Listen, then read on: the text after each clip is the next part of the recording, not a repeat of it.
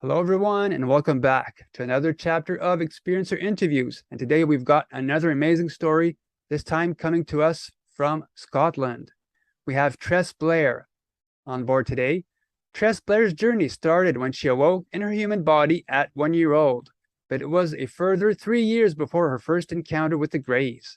Throughout her formative years, she was taken several times to be taught and receive guidance, which helped her understand her placement on Earth as a hybrid mentor. During these visits, she became aware of her dual existence and her hybrid identity as Wooshwa, from a planet called Sucruma, to where she has traveled since a child. She has also learned to sing and speak her own Sucruma language.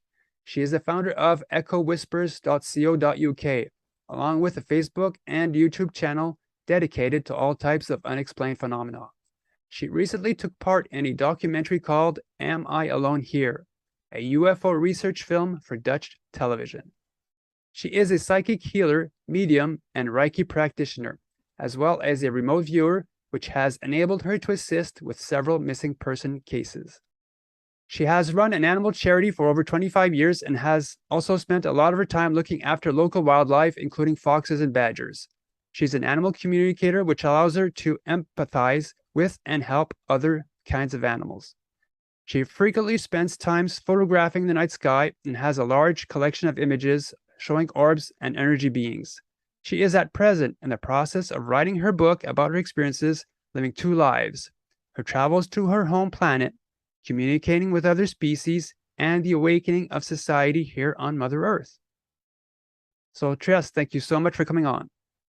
Well, thank you so much, Jen, and for inviting me on to share your space. It's lovely. Thank you.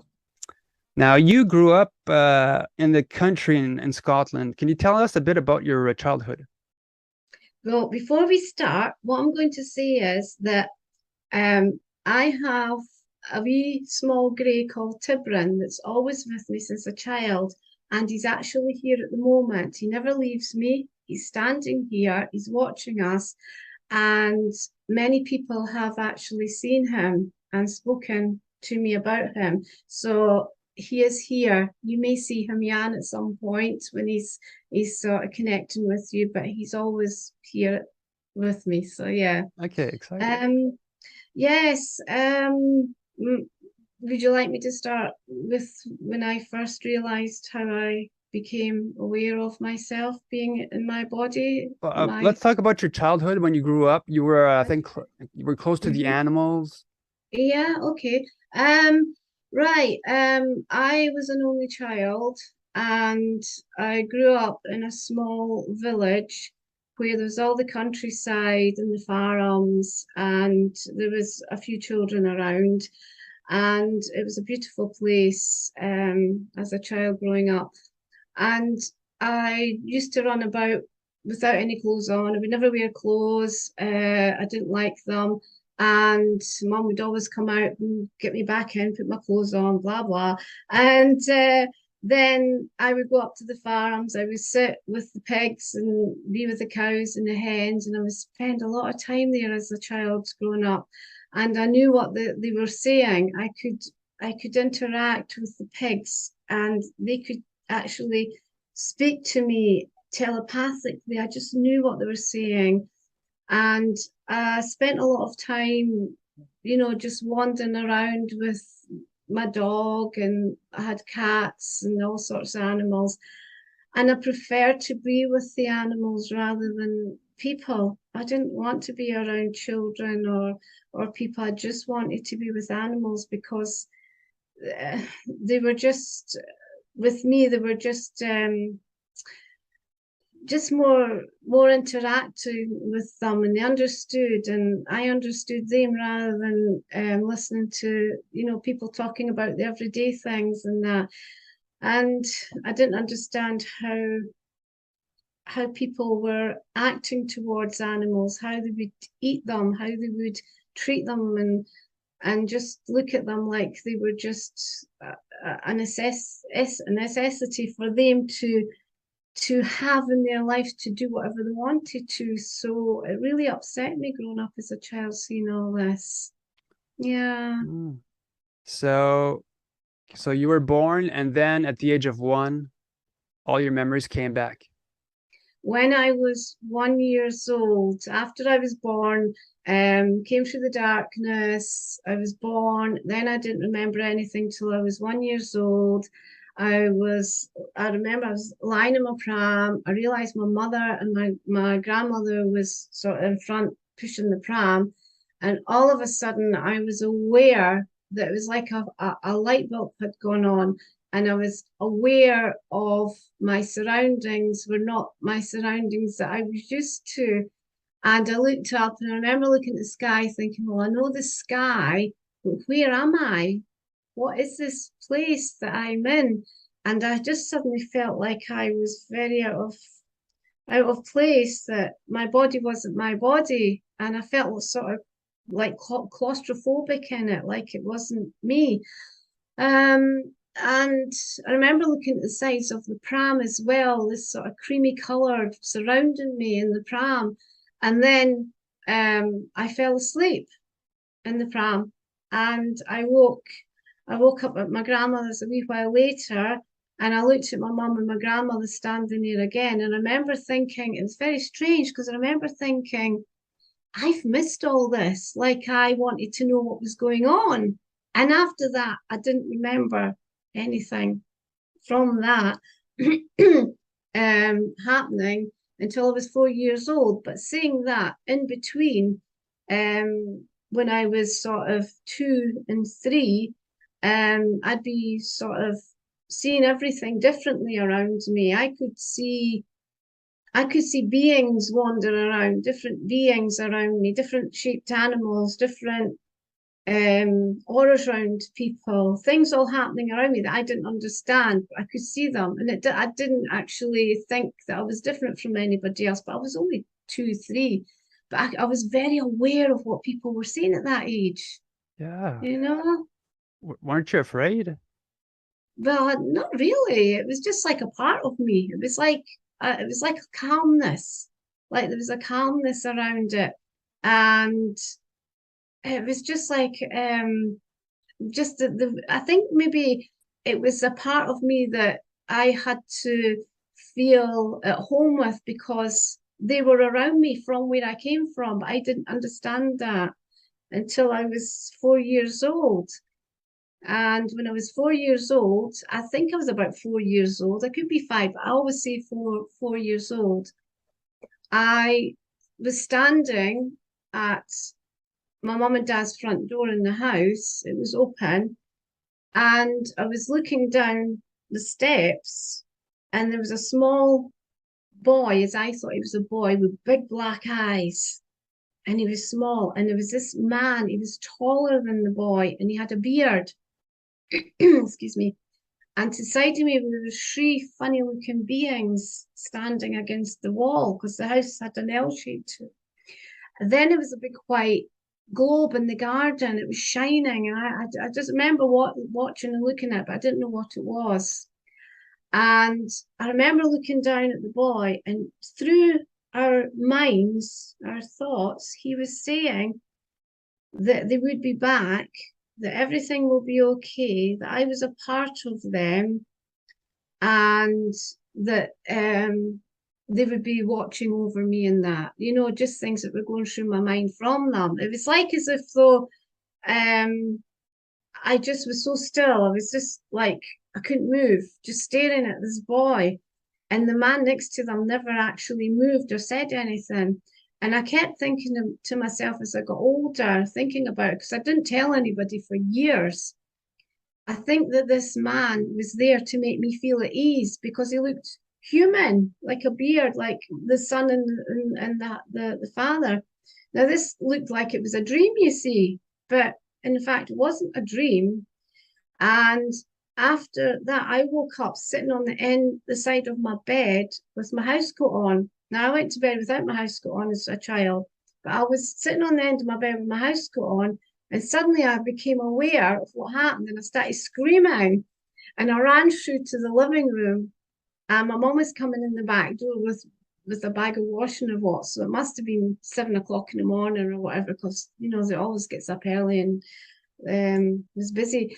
And she asked me what was wrong, and I says, I can't stay here anymore. I have to leave. I've got to go.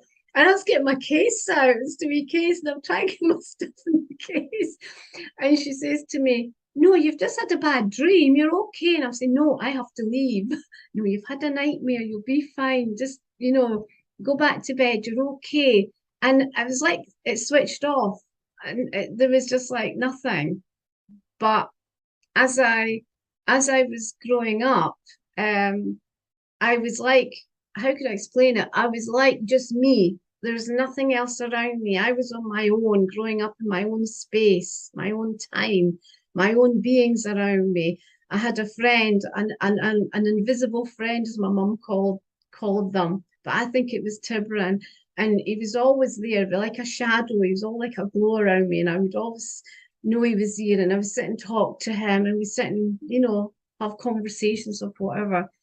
And as I was growing up, I would start saying to family and that, don't do this, don't do that. That's not right. You have to do it this way.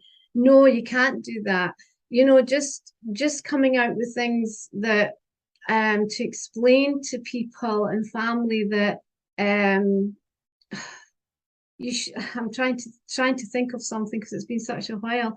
You shouldn't do that to an animal, or you shouldn't do this to a plant, or you shouldn't be eating this, or you shouldn't be doing such and such. And I got to the point where I stopped eating. I didn't want to eat the food that was given out. I just didn't want to eat it. And I was okay, but I mean, I ate enough to survive. But my mum took me to the doctor, and the doctor says, oh, she'll grow out of it. She'll grow out, she'll get older, she'll grow out of it, but we'll give her some antidepressant tablets to keep her calm and not to get all upset and worried. And, this is what we do with the children, that, just let them, leave them alone. Luckily, I had a really good mum, and she just threw the tablets out. She wouldn't give me the tablets. So I think just after that, I started to see more things around me happening. I would be going to school, and I would see a craft just in the sky going across. And to me, well, that was a part of everything. But I didn't say to any of the people, do you see this and do you see that? And I would be sitting in class, and I'd be listening to the teacher thinking, I don't like these lessons. These are not the sort of things that should be getting taught. We should be getting taught about human beings reacting towards each other, and about the science is not right, what they're saying about the science and all that, and about the clouds and about this. Now my head would be going around thinking about all this stuff. And then I would see a craft and maybe two wobbling around outside my window in the school. And then I get the teacher shouting at me, Tress, you're not paying attention to the lessons. And I'd be wanting to go outside and go away in the craft. But yeah, I mean, it's been a really up and down life living down here with such, how can I put it, such all the problems that people have got down here. And the problems are easily solved. This is what gets me. They could be so easily solved, but too many people are living in bubbles just now. They have to come out of their bubbles. Anyway, I lecture about all this stuff all the time because I want change on this earth. I really do want change. Yeah. What's your association with Tiburon? Is he like a watcher, a mentor? Tiburon is my guardian.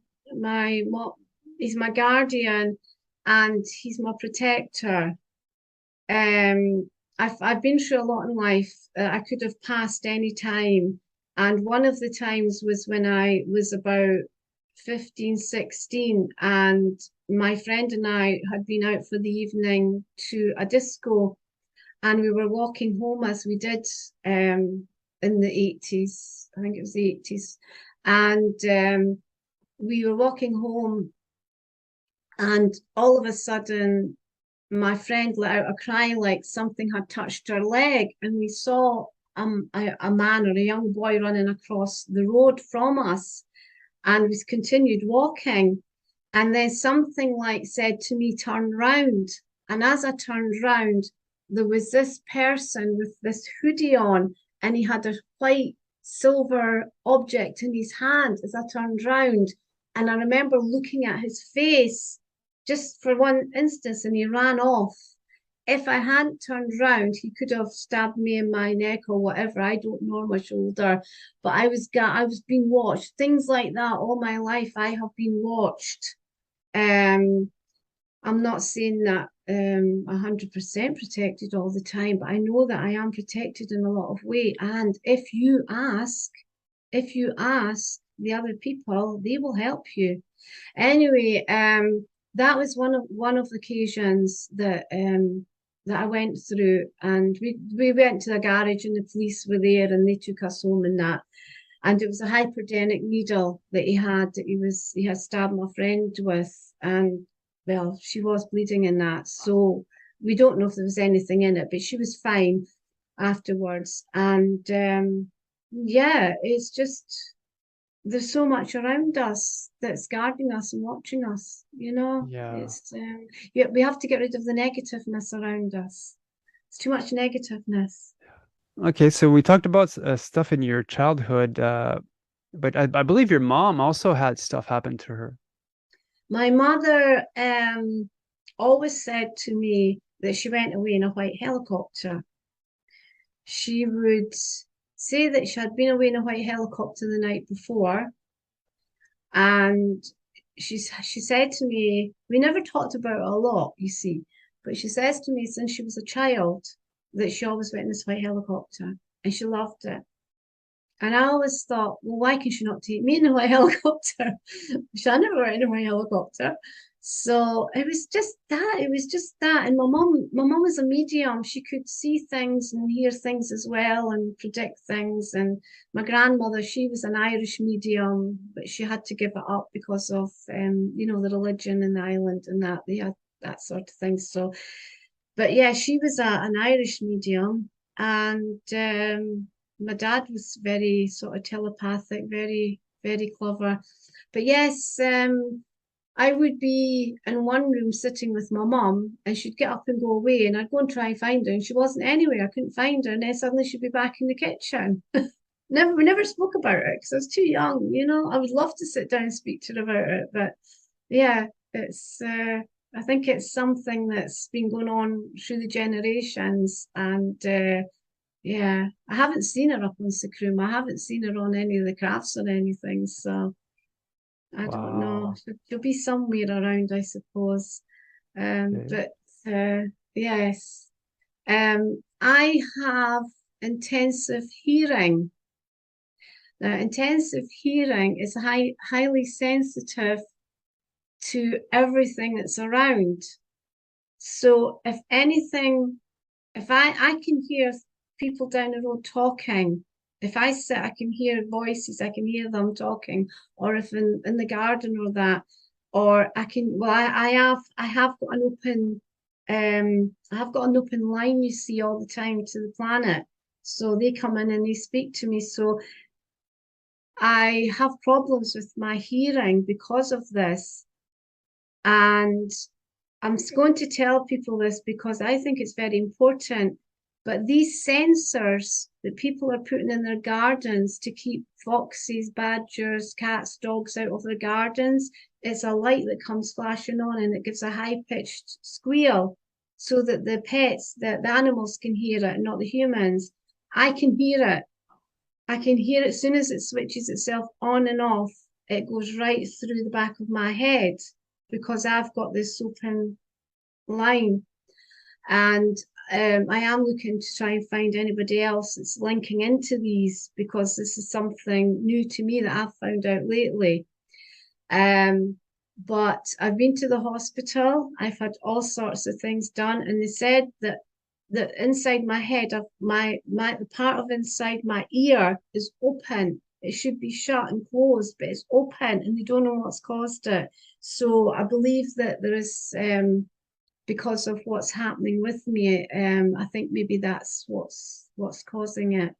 And I do have a chip as well. I have a symbol chip, and to know that that's me down here. That's why you get a chip. If you ever get taken, to the craft, or on, you don't usually go to a planet, you usually go on to one of the crafts, and it's usually a pod craft that you'll be taken on to. It's not a mother craft usually, because the mother crafts are the size of about 4 houses together, even more. I have one above my house all the time that watches me, and it's usually the pods that they take people onto.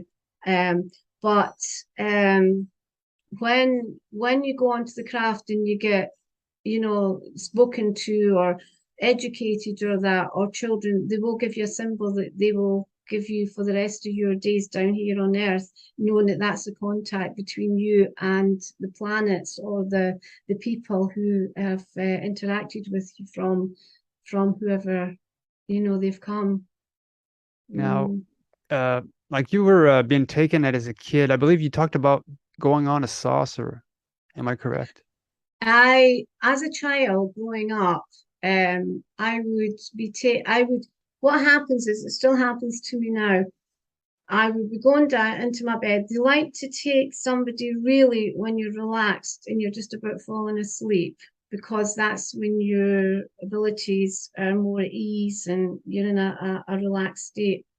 So I usually feel the air's changing, and I see the white lights from the craft, and then next minute I'm in the craft, and we will go away and we'll sit in a group with the children, and we get taught about the human race and what's happening and where we are and what we have to do, and the abilities that we have, the abilities that we are giving up there, the abilities that we can give to the humans, the telepathic communication that we can actually share with the human beings, the awareness of the other species to bring down and explain about the species, and about the craft. So we will sit in groups of 12 usually in circles and be taught all this, and be taught symbols, what the symbols are. They write the symbols, they draw the symbols, they do the shapes of them. And it's usually the man with the orange golden eyes that teaches us as a child. And he's always got, he's very straight, very, he looks like he just doesn't want to smile, but all of a sudden he'll just start laughing, and he'll get us laughing, and then we'll join in laughing. And he likes you to laugh because that's a part of your healing. If you've got anything wrong with you, we are taught, if you've got anything wrong with you, laugh, because your body reacts to laughing and smiling and happiness. If you keep yourself in a place where you feel unhappy and down, and you can't help it sometimes, that will make your body unwell. So the laughter is what we're taught to bring down here, and the positiveness of what's going on. Now, though I go back to Sukuma, my planet, every so often, I can't remember everything about it, because it won't allow me to remember everything. Because if I remembered everything about it, I really wouldn't want to be here. I really would want to go home. I mean, I used to cry my eyes out when I was young, many a time growing up. I wanted to go home. I didn't want to be here. This was a horrible place for me, because I didn't want to be amongst it all. And I would cry because I wanted to go home. And mum and my dad said, but this is your home. Where's your home that you want to go to? And I said, no, I have a home. I have a home that I go, and you're not my real mum and dad. You are my mum and dad on earth that I had to come down to be with. I would explain this to them. And you have to look after me, but I do have other family elsewhere that I see and I go to. They didn't understand. They just left it. They just, the children. It's different nowadays. Very different with the children nowadays. We listen to them and we know and understand where they're coming from. I mean, I can be anywhere and walking around the shopping centre or that. And I link into a child and I know she's a hybrid or he's a hybrid and he's down here, and we telepathically communicate through our eyes, always through the eyes or the front lobe of your head. But we always can connect, and I know who's down here working and who's not, because a lot of the humans are closed. They've got this barrier up. It's like they've got this barrier up around them. And the hybrids and I, we don't have barriers up. We're just completely open to the love that everybody needs and to share, you know. But that's what we need on Earth. We need more love. We need love, and we need to cherish each other, and we need to share, and we need to not trying to be better than each other, because that is getting in the way of us awakening properly, you know. Now, when you Yeah. talk about being 12, they're all humans? The 12 children Yeah, in the they're all group. okay. Yeah. Yeah, yes, we're all the children of the planet that have come down, that go back. We all meet up. I Okay. mean, there's times when I can go on to the craft and I will meet somebody, well, just say like yourself, that you come up onto the craft and you come up during your dream, and I'll watch you, and I know you because I've seen you on Earth, and I come back down to Earth and I'll say to, I mean, I've said to a few people, you know, I have seen you on the craft, but I don't get any answers for some of them. Some of them ask me what they look like and that, but there's a lot of people that go back to the craft every so often, don't even know about it, and they're interacting and they come back to Earth, and I've seen them. You know, it's just something that's happened. The thing is, the all the beings on the different planets in the universe, on us on Earth, we're all what we're all the same. We're all the same being, we're all the same energy. We're in different bodies, we're in different clothing, and even the animals, they are just like us.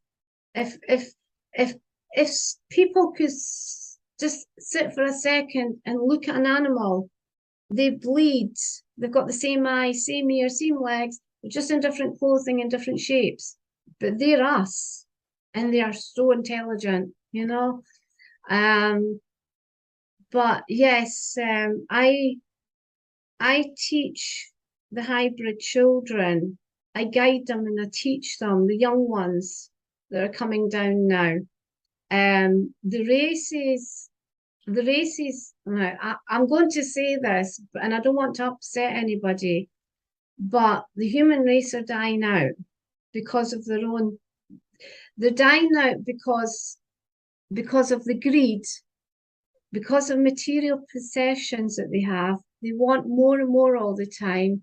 They want to be important. They want to be like, I'm something, you know, and they they're not thinking beyond themselves, a lot of people. Now, I mean, that's up to them, but the important thing is it's killing the human race out. You know, that's why, oh my goodness, 10 to 15 years ago, 15 years ago it started, 10 years ago, we sat in circles and we prayed on the people of the earth to awaken to the suffering that's going on. And we prayed on them that this would start uprising. And gradually more and more people were awakening. We watched it from several years ago, but 2012, we were really happy because there was so much change since 2012, and so many more crafts were coming down, and they're interacting more, but what they're doing is they're actually having a human and another species now interacting, you know, so that there will be a new human coming to the earth. It's like Mary Rodwell, she wrote her book, The New Human, and that's very true because this is what's happening in the hybrids. And the new human will go to the new earth. I've been on the new earth. There's nothing much on it at the moment except beauty. It's amazing. But they're only going to take the awakening humans that are going to look after this earth.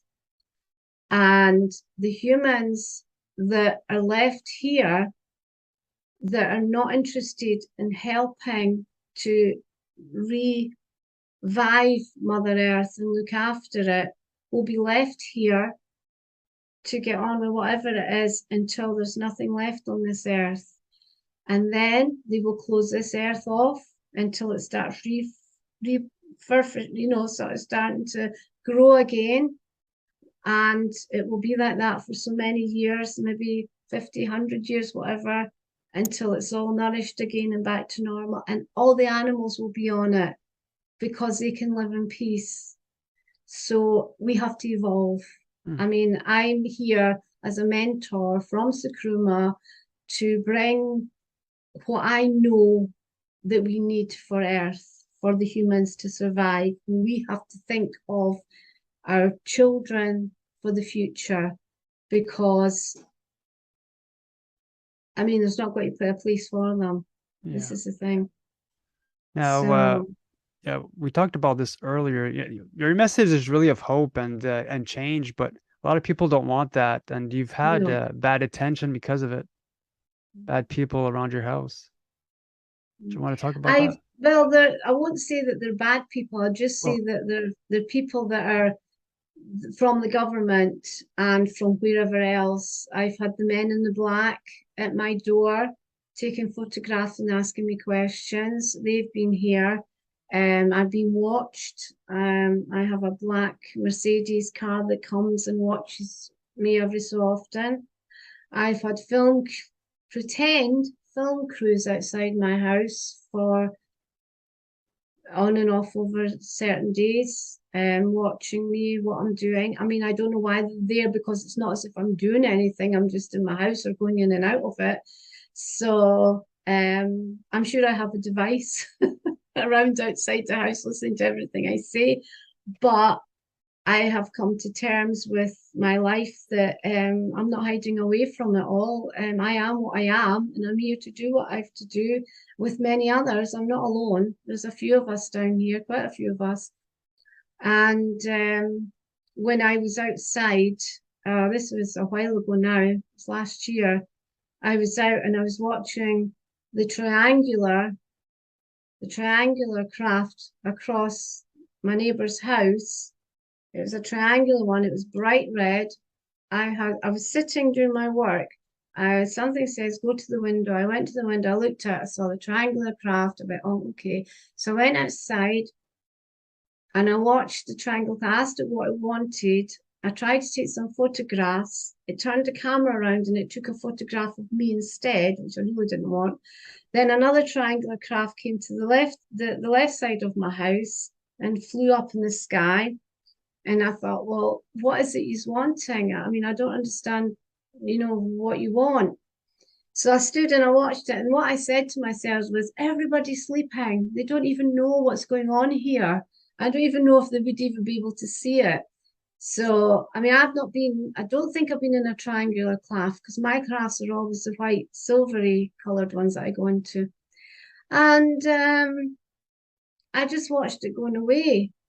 But the next day, the police came to my door, and it wasn't me answered the door, it's only my family, and they said, have you seen a lady in a pink house coat wandering about during the night in the cul-de-sac and down past the house and that?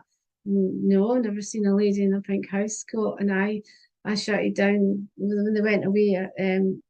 I said to my family, I says, well, I was actually out there in a pink house coat last night. I says, I wonder if I had gone for a wee journey and come back and I didn't even know about it. So these things happen to me. I can be out in the garden photographing. I photograph big white round beings, I call them astral beings. Those astral beings turn into legs, arms, head. They go into actual beings like us, but they're white glowing beings. And they really don't have any eyes or that. They're just white glowing, because they don't have enough, energy to make themselves more distinctive in their eyes. They only come through as the white glowing, and they wander about the garden with me. I speak to them and they're always around. Anyway, these white beings actually go into what we are.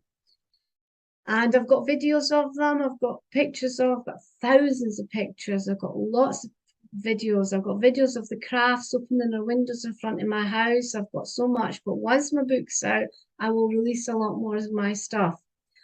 Anyway, when I was outside taking photographs of them one night, my phone died and went off. And I thought, oh no, what's going on? Because I always take videos or whatever on my phone because I find it's quite good that. Came in, plugged my phone on, it was still 60%. I went, okay. Looked at my phone. They had taken photographs of my back garden. I went, how on earth have they taken photographs of my back garden when I was in the front garden? So that to me, so they had somehow or other, they're very good at shutting off your thoughts every so often, and they can do these things because they play games with you. They're really not, they're not out to hurt you or do anything. They're playing games. And I just say, okay, then, if that's what you're playing, and just, but that was something that happened as well. It's yeah, so just cute. Another one of my stories. So how do you get on board the craft when they do take you? Because I've had friends that physically went on board, some like when they're having an out of body. What's the process? Well, when I'm in the garden, if I go on the craft, I'm in the garden and the craft's above me, I just get pulled up into it. It's like an energy. It's just like you just feel like really light. You just get pulled up into the craft, and then you go into the craft.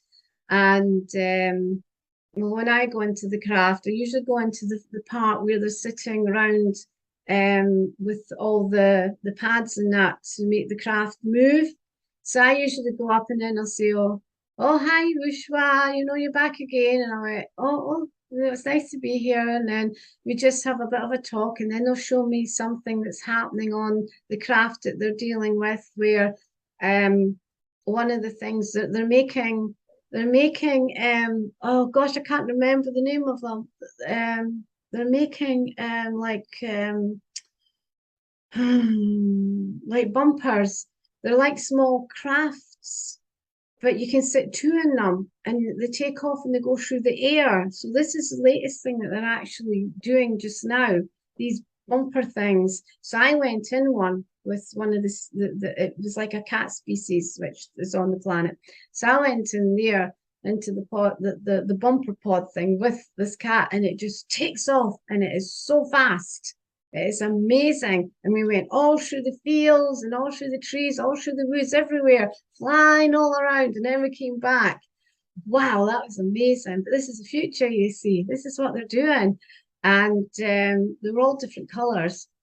And they showed me a long time ago now, because I take people onto Sucruma and I heal them, help to heal them. I don't heal, though I have done where people have been healed. Anyway, but on Earth you're not allowed to see you can heal, you see. So anyway, we've got a healing pod. It's made out of, it's long, it's see-through, it's like plastic, it's like looking through plastic, but it's a soft substance that when you touch it, it like melts into your hands, and you pull the part of this healing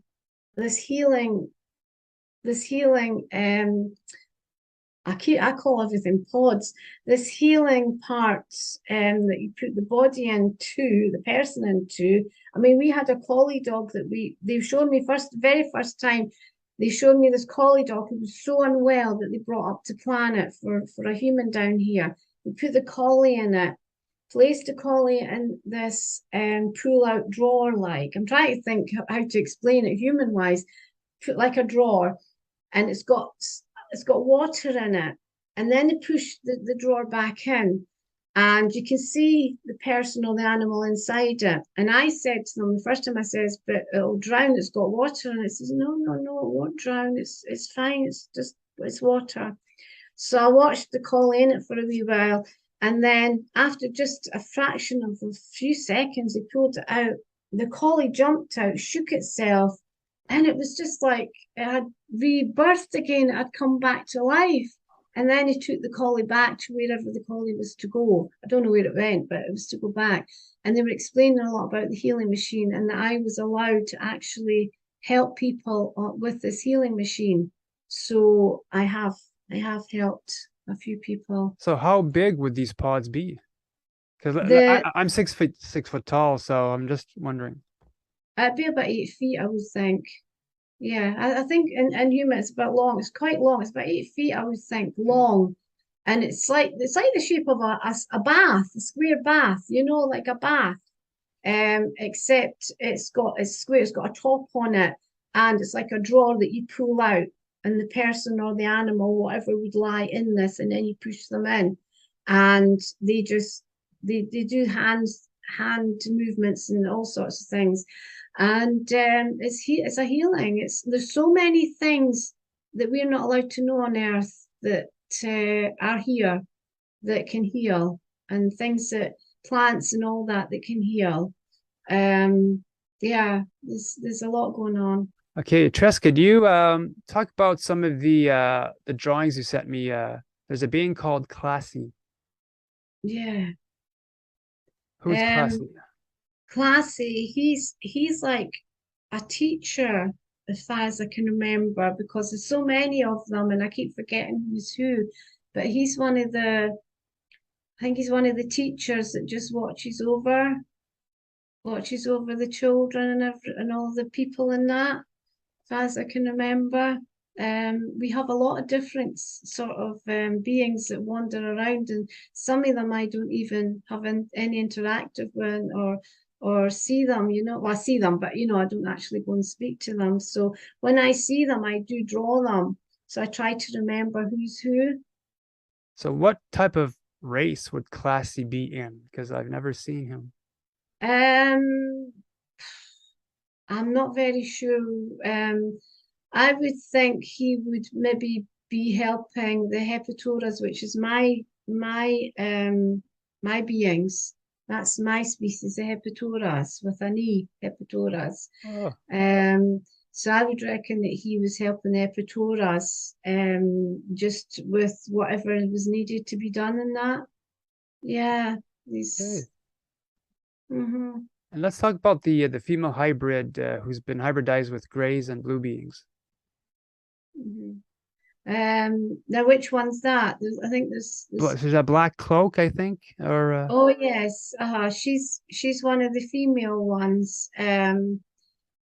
She's just one of the quiet ones that she looks sad all the time, I think, when I see her wandering about. She just sort of doesn't um interact a lot with anybody, but she's just another one of the species that just wanders around, you know. you're Yeah, so lucky. A lot of us haven't been off planet, so that's why I'm a bit picky when it or like interested in the I'll need to take you one night. I'll need to get place. what I do is I get times and we have to interact through telepathic, and then I try to, when you're sleeping, take you from your being to the Yeah, craft, because you yeah, can't do it. Anybody can do this. probably. It's just a matter of your thoughts, your mind, Yeah. using more of your mind. We don't use all our brain, you see. We only use one part of it. It's the back of your brain you have to start using more, Uh, linking into the back, because that's where they sort of come in and they link into you a lot that way. One time I was meditating a lot, and during the night I wake up, and this was to me was totally real. I was on the floor, and I was in a white corridor, but I couldn't see the end of the corridor. And on either side of the corridor, there's a whole bunch of doorways, and the doorways were relatively close together. So I guess small rooms, like an asylum of sorts. But Yeah. uh, so I'm on the floor, and I look up, and there's a gray doctor, a gray but wearing hospital robes, like human hospital robes. And I look at him, and so I reach out to him, and he helps me get up, and I didn't feel bad vibes or good vibes, just very neutral. And I realized he's probably 6 foot tall because he was like my height. And then I Mhm. realized, oh my God, he doesn't have any nose. So all I saw was what was his eyes. And then I realized, but he had hair at the back of his head, Right. and the hair was like, imagine a man who never ever took a shower for Yeah. his entire life. His hair was unkept. Imagine like Einstein hair at the back. They were very, but the hair was very dense for a human and very like spiky and Uh-huh. unkept. And I asked him, well, do you want to give me a tour? And as soon as we start walking, I wake up in my bed the next morning. And but for my entire life, I couldn't put a word on the type of hair that Gray had. And eventually I went on Misha Johnson's show in the States, her radio show, and she started laughing because what I was describing, what she described as cotton candy hair, Ah, right. which is what the term that she used to describe the hair that appeared on her hybrid children. Right. Yeah. So I thought, Right. oh my God. So that Yeah. actually happened. So we do Yeah. go when we do like leave our when we do fall asleep, a lot of us do go somewhere after that. Oh, definitely. I mean, when you fall asleep and dream, you're going back into another place. I mean, I've gone to places where I've been looking through windows and I've been watching myself down on earth working, folding towels and fiddling Really? around and doing things. And I look at myself and thinking, well, I look okay. I look Okay. quite happy down there. But yes, you can. There's actually there's more than one of you, You're not the only design. There's another one of you on another planet. You're not the only one. So while you're working down here as you are, Mhm. yourself is somewhere else doing another life. Okay. It's Wow. like a clone. It's like the clone everybody on in different places. So you're just in this body using it. Okay. Mm. Um Now okay, you've been regarding the training a bit, if we do can backtrack a bit. A lot of people that I've interviewed, they would get like telepathic training on board craft. They they were shown how to drive the smaller vessels. Below the craft. Or did you like have anything of that? Yes, I've flown the craft. I know how to fly the craft. A lot of us have been taught this in case of when they come down, we have to fly the craft to take the people off Earth in a situation where it might be needed. We're taught as children to fly the craft, and we go into the craft. We get to know the craft first. We feel the craft around us. We sit and as children in circles or whatever.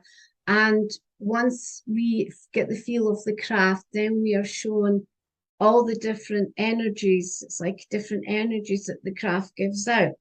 So once you learn to feel the energy from the craft, that you are one with the craft and the craft can connect with your being, then you learn to control the craft through your mind, and you can lift the craft up, you can go forward, you can go anywhere you want.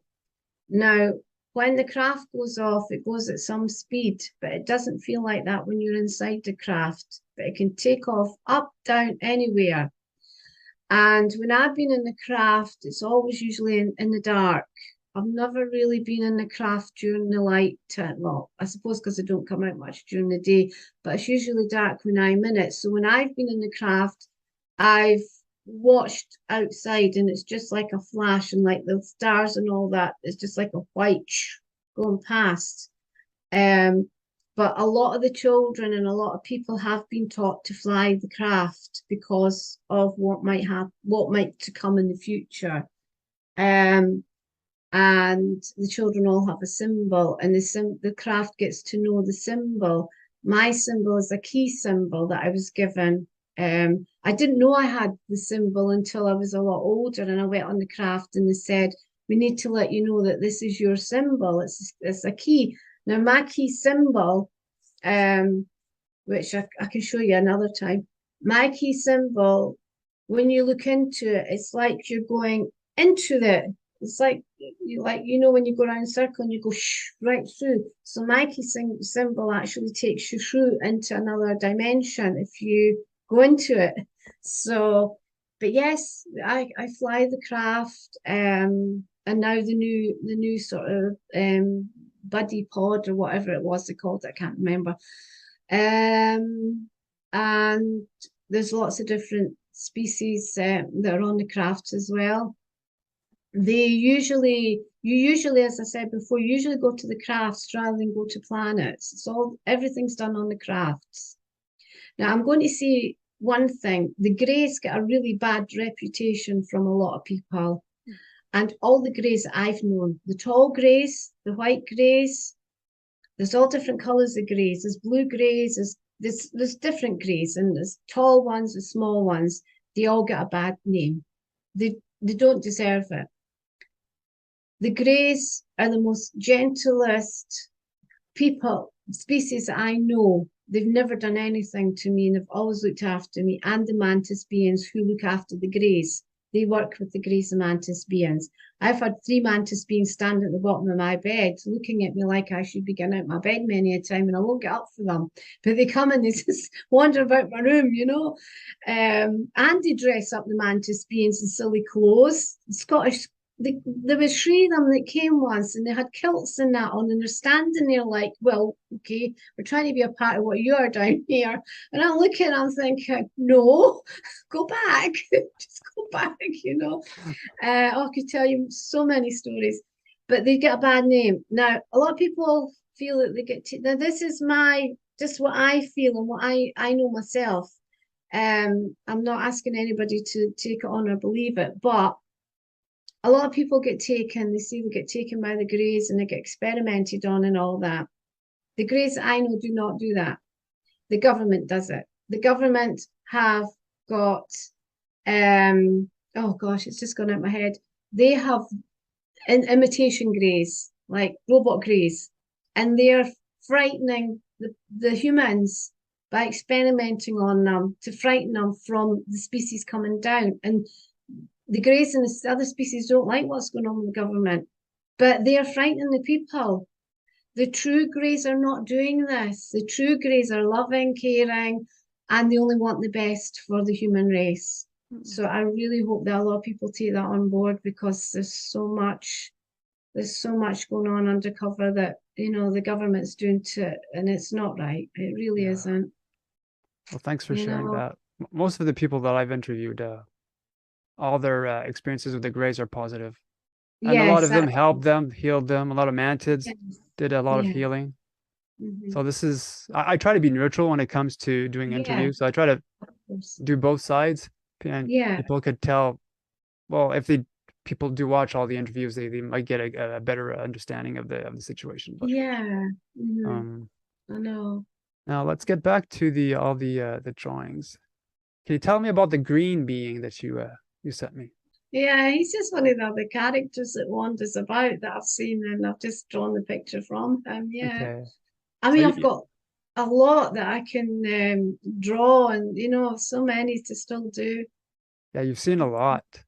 Yeah. Now, there's one I wanted you to talk about, were the gold beings, the 3 gold beings. The 3 gold beings, that's the ones that are all yellow. They're all yellow beings. There's a lot of them that are actually around. They're actually up there. They're the workers. They tend to be the workers up there that make sure everything's running smoothly, I think. And they just plod around the crafts, and they're just there, you know, just seeing that everything's working on the crafts or whatever. Yeah, I mean, I don't have a lot of interaction with these beings. It's just I see them and I draw them when I've been there. Trying to think what was the feline cat people are the ones that I've had interaction with. One of the famous stories I always tell is with the feline is I was walking along the corridor when I first started going up onto the craft more often, onto the planet, onto Sukuma. I mean, go back there when I went onto there. I was walking along. It's a long corridor, and it's all like wooden banisters and doors, and it's beautiful. It's all shining. And this feline cat person was coming wandering towards me. Big cat person, size of myself, beautiful. And he turned to go down the stairs to go down. And as I came up towards him, he looked at me and I looked at him and I went, oh, you know, we're like, my God, what are you? What are you? And he just ran down the stairs through a door and went away, and I've not seen him again. So I know that he's there. I know that there must be a lot of them on there because I saw him. I've seen a few other ones, but it was just that one, that interaction, like what you doing here. So there's so many of them, Oh. so many species in this whole universe. Now, do they look more human-esque, like hairy humans, but with sort of feline features, or do they look more like a cat, but within a They humanoid they body? look they look like a cat, but they're the size of they stand up like a human, and they've got the fur, the hair. He's got the big green eyes, beautiful big green eyes he had, and he was just all furry. But he walks up like a human walks. He's not Wow. down on four. He's walking like a human does. So I would reckon that maybe they were once on four paws, but they've what's the word I'm looking for? Evolved into the to being like us in a way, because So that's what the it's all the about. So they're female had evolved. a tail. I can't remember. I can't Ah, remember because I was looking at from the his middle up to his head rather than the way he was walking. So I suppose he would have. I don't know. I would think he had. But yeah, okay. Let's talk yeah. about the red hybrid with blue eyes.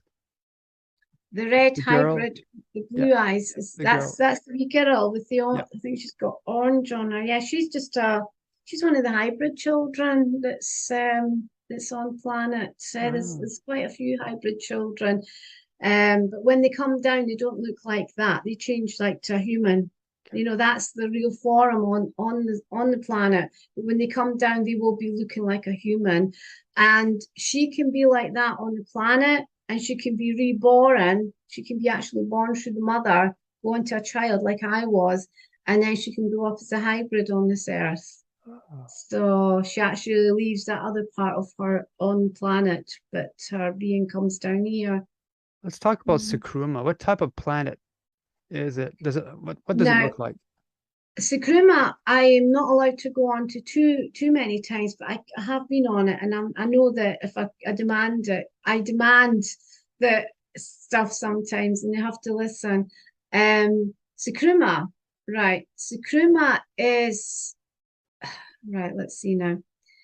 Sucruma is like a massive country. It's all beautiful. It's all country outside, and inside there's like we don't have houses, but it's like there's a huge place where everybody stays, but it's big enough for not anybody to get on top of each other, if you get what I mean. There's lots of space. And on the planet, there's many doors. And they say in the Bible as many doors as Jesus has us and all that. And I always think about that.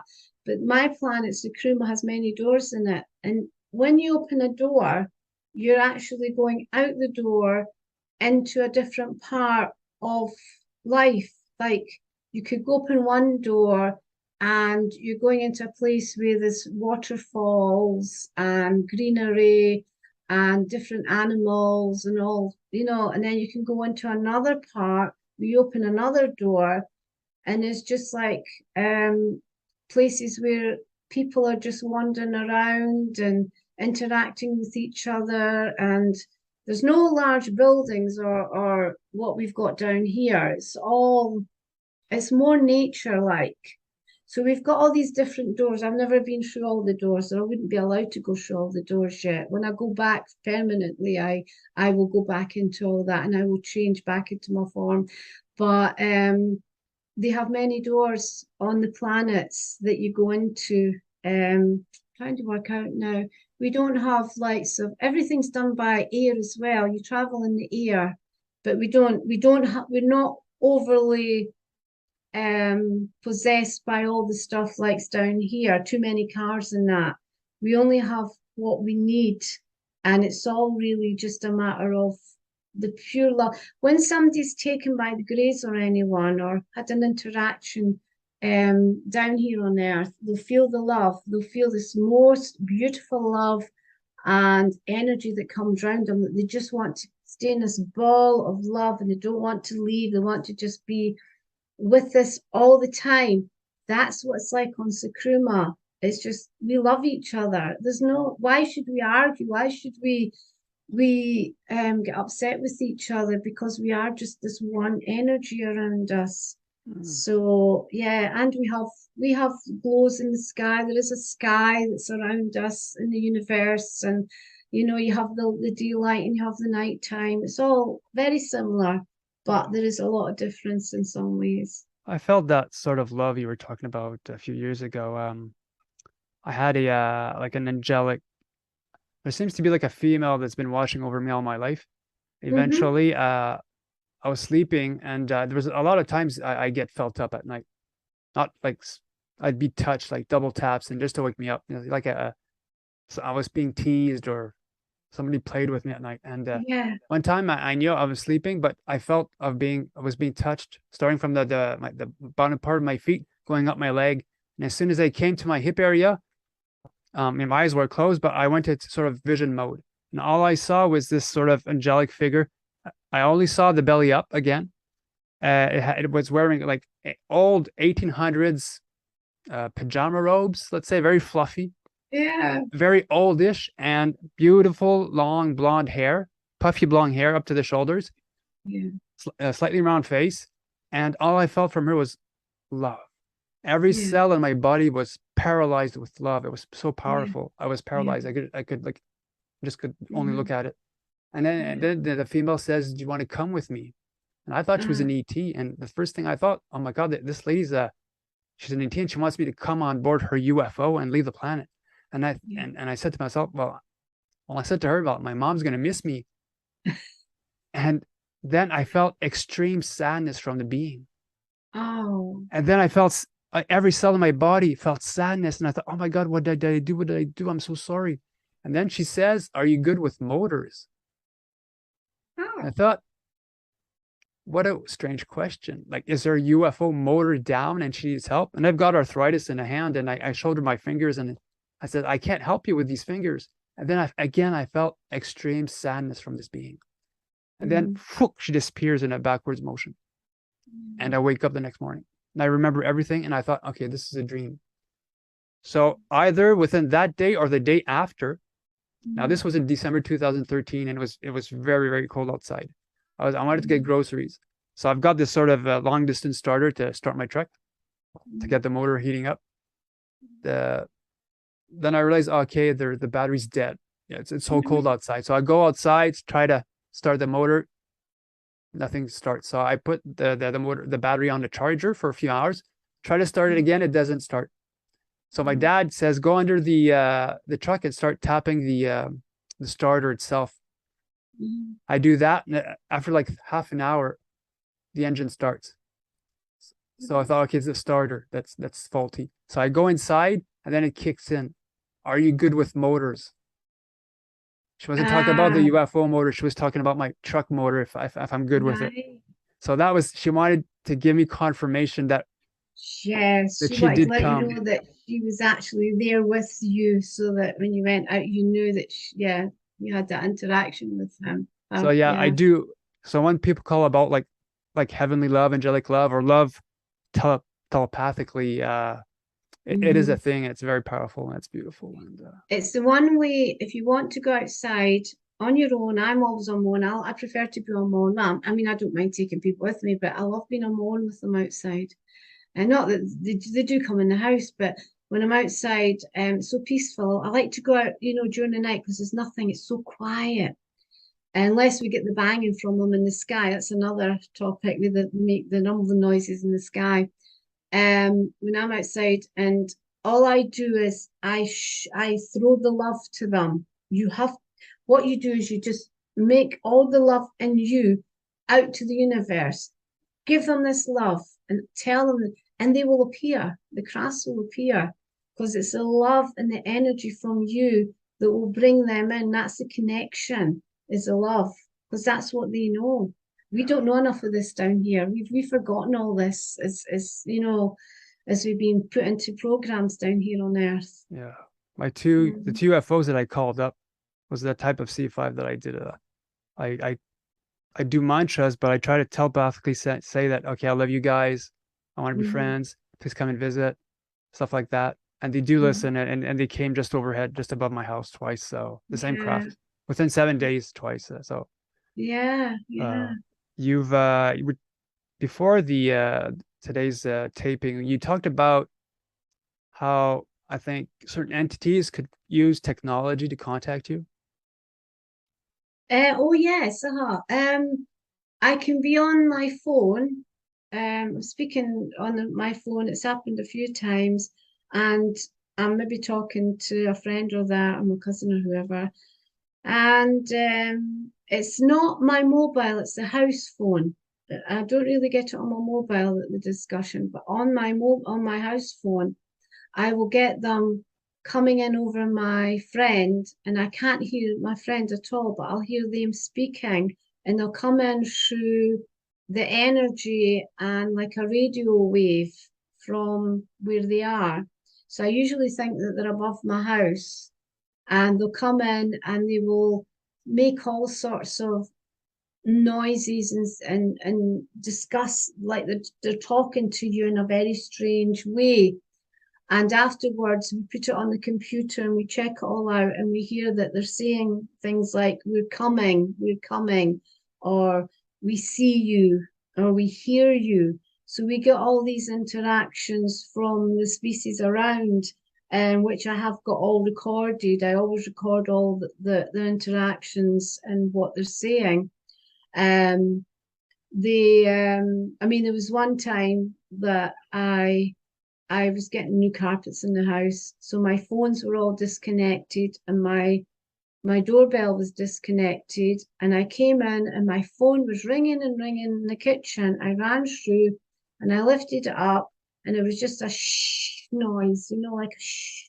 And so I put it down, and I thought that's strange. And I didn't know the phones were disconnected. And I went and I says to one of my family, I says, that's the phone ringing. She said, it can't be. It's all disconnected. The carpet's coming tomorrow. I went, really? I says, what was ringing?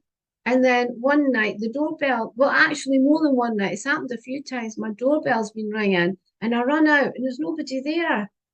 And I see you are playing games with me again. My rocking chair used to rock back and forward.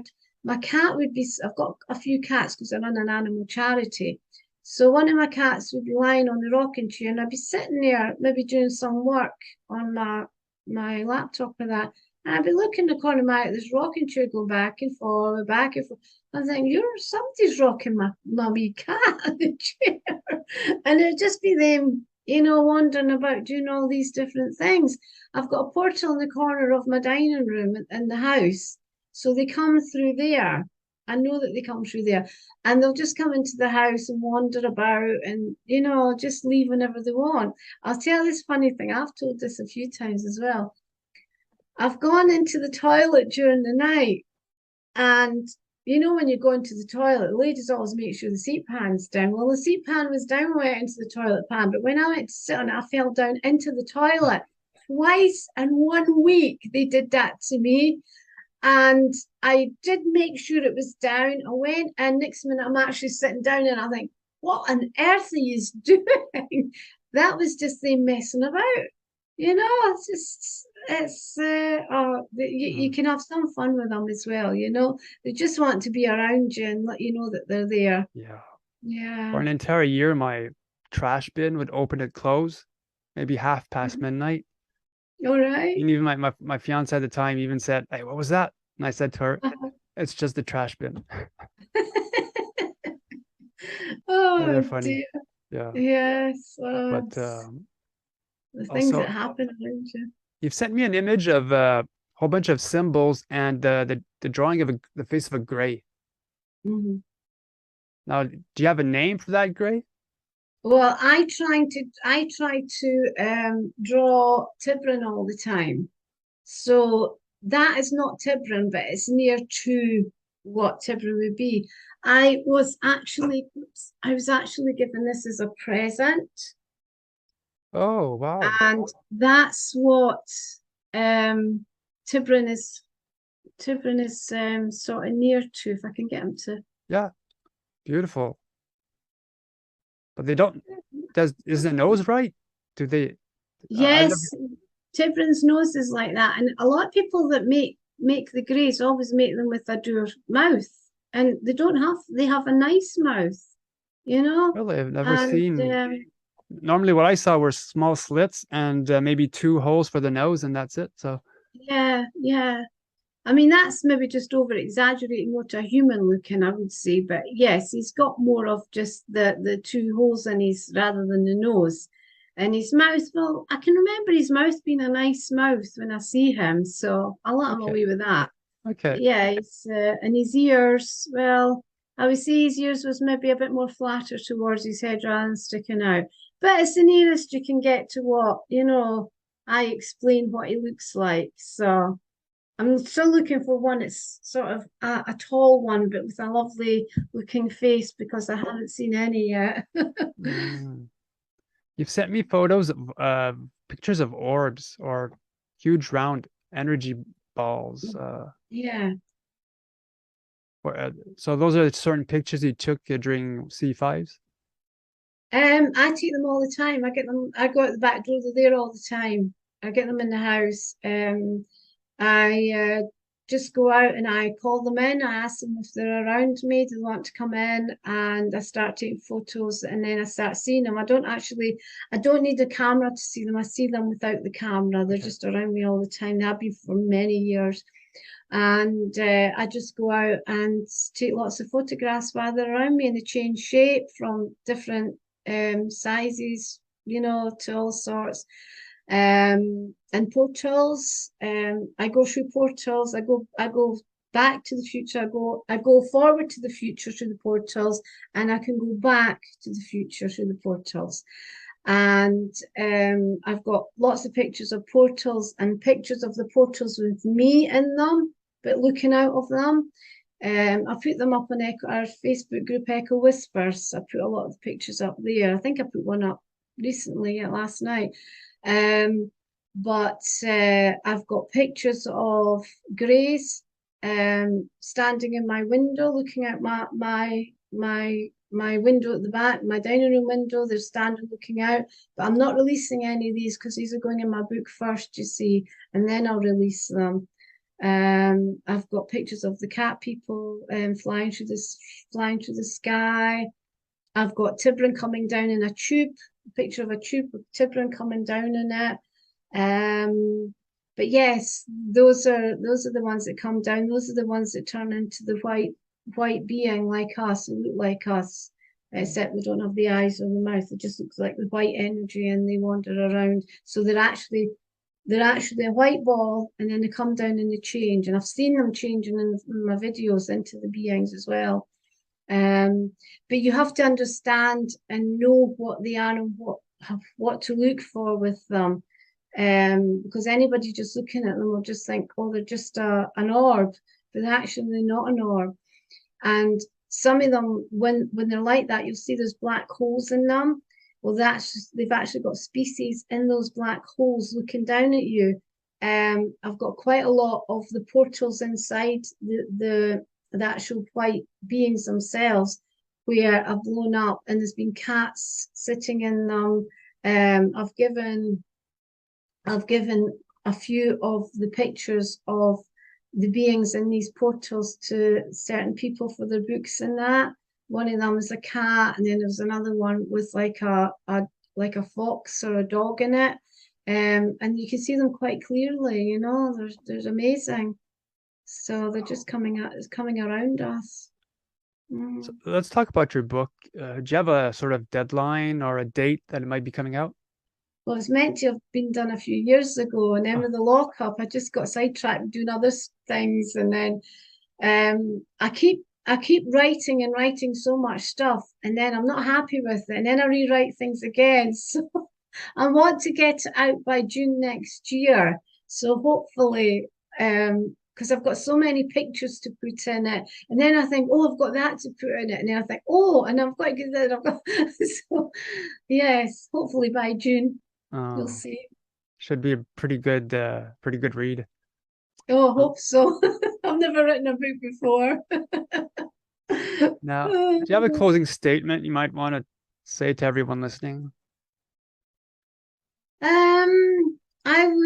I would say to everyone to take the time out of their busy schedules of what they're doing in their life and just take that time to sit and think beyond what they're doing in their life and think about what they would want to happen in the good on earth, and just come together and show each other that you're warm to each other and loving to each other, and we don't need material possessions on this earth. We need just enough to what we need to live with. We don't need so many things. So I would ask people to just consider where we're going down on earth, the road that we're taking at the moment, and we've got this time to do and change the way how our own outlook is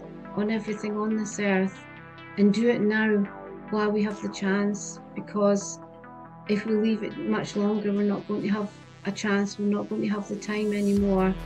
We have to listen to each other and acknowledge each other and just believe that we can do this, we can change if we just interact with each other and help each other with love. Well, thank you for that beautiful message. It's amazing. Thank you. And thank you so much for coming on today. You've got a beautiful story, and I'm very grateful you took the time to join with us today.